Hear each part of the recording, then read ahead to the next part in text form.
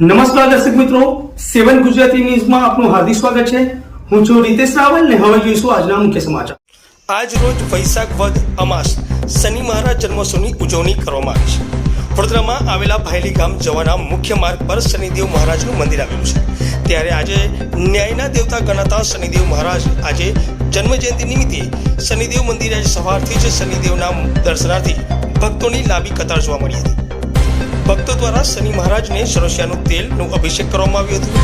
સાથે જ કાળું કાપડ, કાળા તલ, કાળા અડદ ભગવાન શનિદેવને ચડાવવામાં આવ્યા હતા।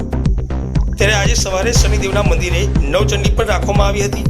ખૂબ મોટી સંખ્યામાં શનિદેવના મંદિરે ભક્તોની ભીડ જોવા મળી હતી। ત્યારે આ પ્રસંગે વડોદરાના મેયર પિંકીબેન સોની તેમજ વડોદરા શહેર પ્રમુખ શ્રી ડોક્ટર વિજય શાહ ઉપસ્થિત રહ્યા હતા।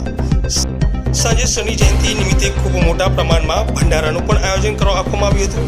ખૂબ મોટી સંખ્યામાં લોકો ભંડારામાં શનિ દેવતાની પ્રસાદીનો લાવો લીધો હતો અને શનિ ભગવાનના દર્શન કરી ધન્યતા અનુભવી હતી।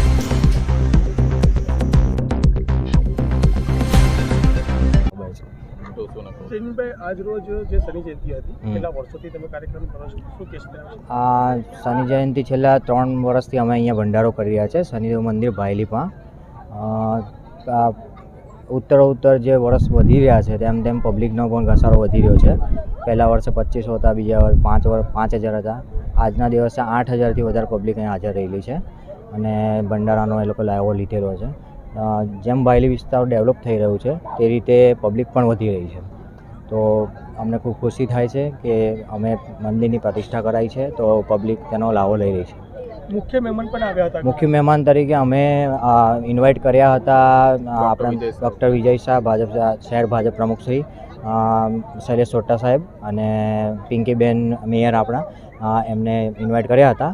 તેમાંથી સમય કાઢીને ડૉક્ટર વિજય શાહ અને પિંકીબેન ખાસ ઉપસ્થિત રહ્યા છે, જેથી અમે ખૂબ ખુશ છીએ અને આગળ પણ આવું કામ કરતા રહીશું।